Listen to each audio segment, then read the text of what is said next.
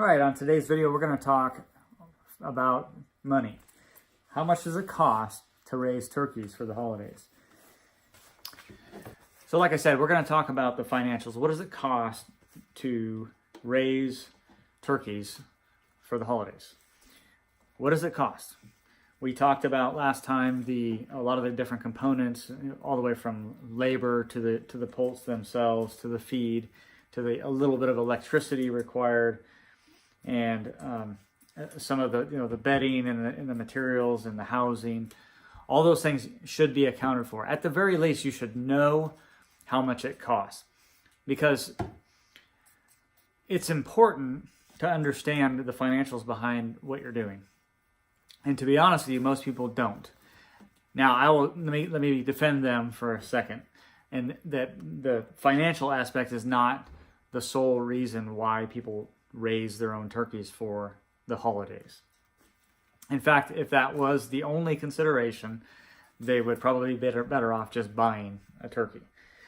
However, like I mentioned last time, when you compare apples to apples, when you say, I want to raise my own livestock and I want them to be grass-fed or naturally raised or organic, whatever terms you set for yourself, there are other reasons besides money. All right, so let's talk about it. Let's break it down, and I'm going to have it up on a slide for you all so you can see it here in the end. But let's break it down. Okay, starting with the poults. What did the poults cost? The poults cost almost $10 a piece. They were like $9.95 or something. So with that, that is expensive. And that's one of the downfalls of buying so few turkeys and raising them that way. If you were to buy from a hatchery at the level of, say, 15 or higher, you can get a significantly reduced price. And if you're buying on the commercial scale or by the hundreds or the thousands, you're getting that number way, way down. But turkey poults are expensive when you buy them in singles, or in this case in quads. So that's the first thing. So when I do my calculations, I say, it cost me $40 to buy 4. We got to remember too, your risk is a little higher when you go to this low of a number. If I lose one, I'm losing 75 or 25%. I'm only raising 75% to process. So we have to consider that as well, and hope that we get all 4 of these guys to process, because normally we raise 10 at a time or 15, something like that. But this year we decided to just scale it back and just do 4 for us. So $40 for the poults themselves. Now let's talk about feed. Now what we do is we buy a local feed that's put together by a company. It's called Woods, and we've had really good success with them personally. It's not organic. It's not certified organic. It's non-GMO. Now you have to be careful. A lot of times them using the terminology or the terms non-GMO is more of a gimmick than anything else. However, in this case, we're with Poultry Grower, which is what we bought. It is important because there are some things in that mix that could be GMO. But a lot of times you'll see non-GMO feed, and it's wheat, barley, and peas, for example. Well, we don't have any commercial crops that are GMO in wheat, barley, and peas. So it is a little bit of a play and marketing savvy on their part. But nonetheless, that is what it is. So that doesn't mean that it's certified organic. But it's to us, it's the right mix. Okay, we're not going to buy 50-pound bags of organic feed for $30-something, which is what most people are doing if they want organic. I would rather, and all the grains that are in the feed that we grow are grown locally, regionally here.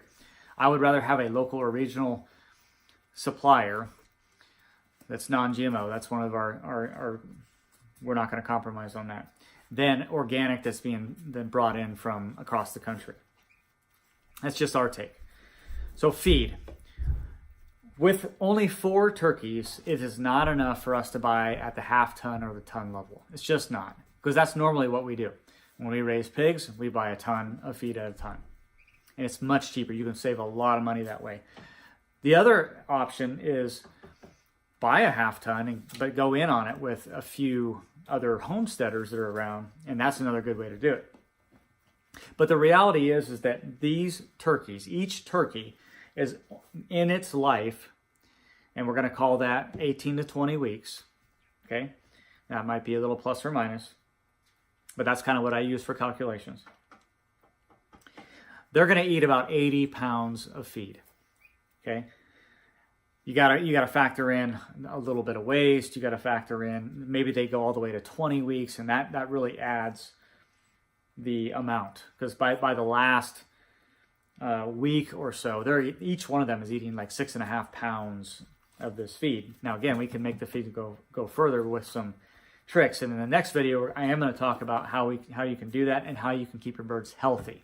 So we're going to talk about the health of the turkeys, doing our absolute best to keep them at or keep all of them alive. Okay, so feed, we buy in 50-pound bags because we just can't swing half ton or ton. So we're paying a little bit more for that 50-pound bag. In fact, we're paying $15.80 or something very close to that.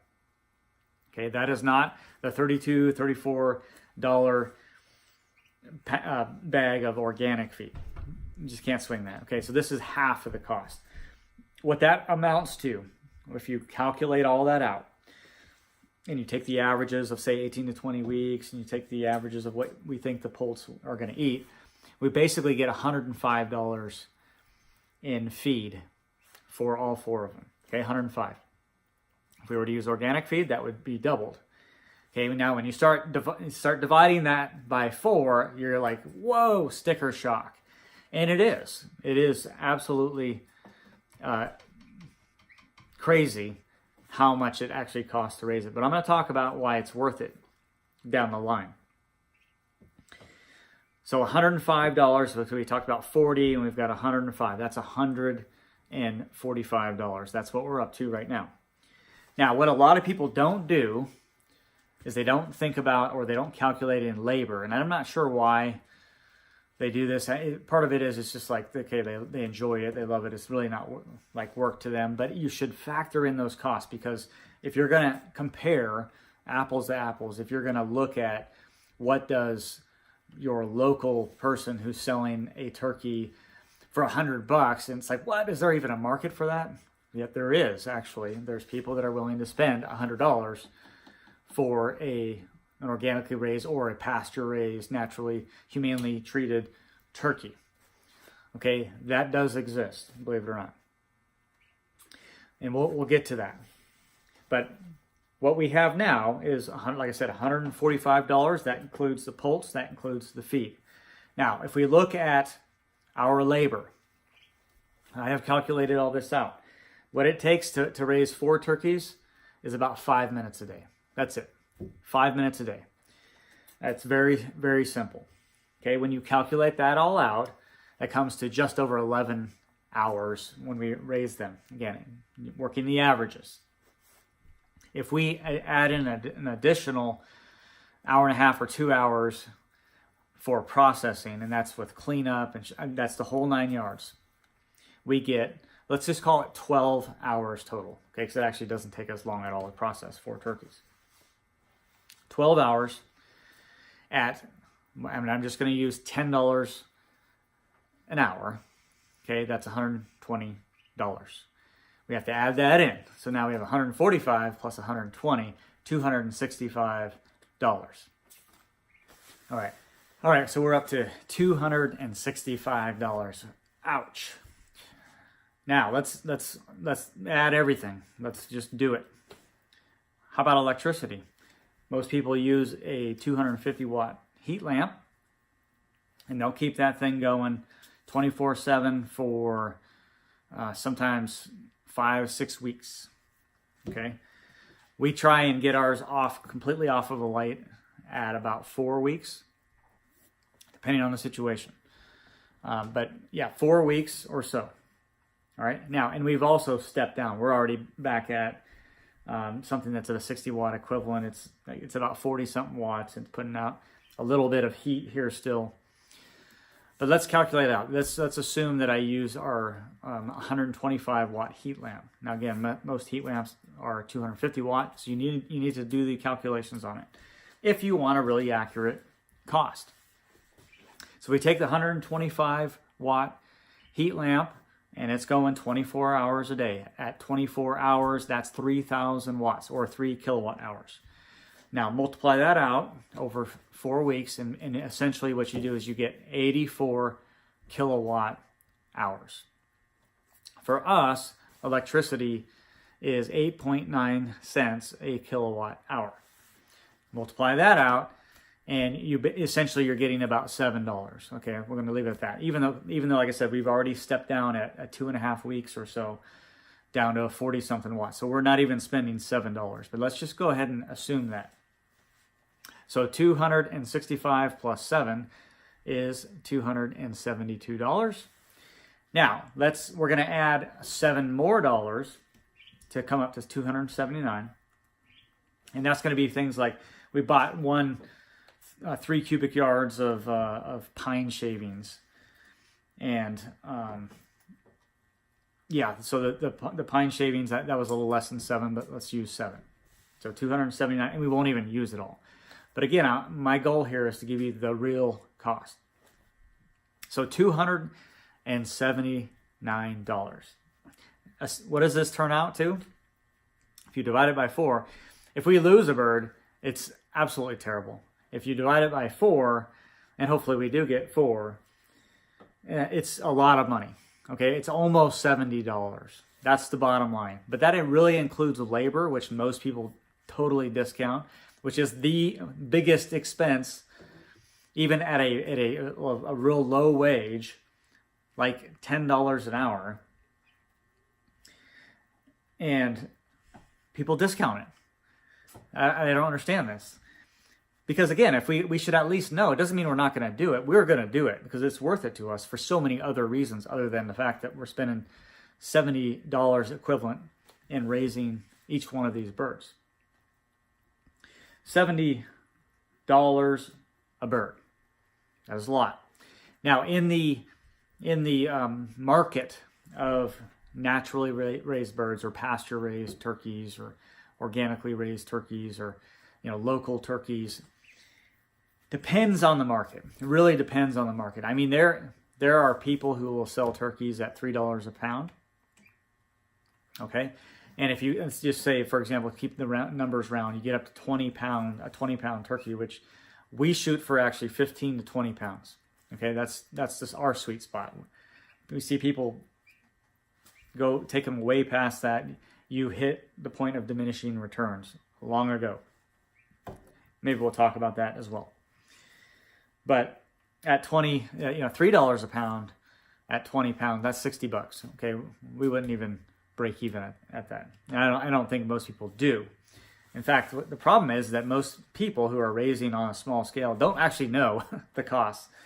And that's why you'll see people, they'll sell chicken eggs at a loss and think that they're profiting. So it's important to know. However, this market in some places goes all the way up to $10 a pound. Now that seems astronomical. That's a $200 turkey. It seems astronomical. The average, though, in a naturally raised or pasture-raised small-scale turkey is $5 to $7 a pound. Okay, so now if we take that middle of that at $6 a pound, well, you know what? We'll do 5. If we do at $5 a pound for that same 20-pound bird, that's $100. Okay, so there you go. That's why you can see how and why people will sell these birds upwards of $100 or more, or close to it. Now, in future videos, I am going to talk about how you can cut those costs.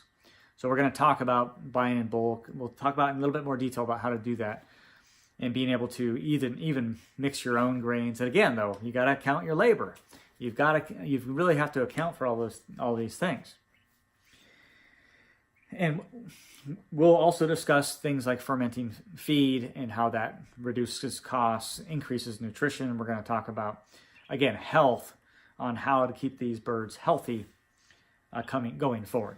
All right, so there you go. There are the numbers, and that shows you how we came up with $70 a bird. That is really expensive, but at the end of the day, it's well worth it to us for many reasons.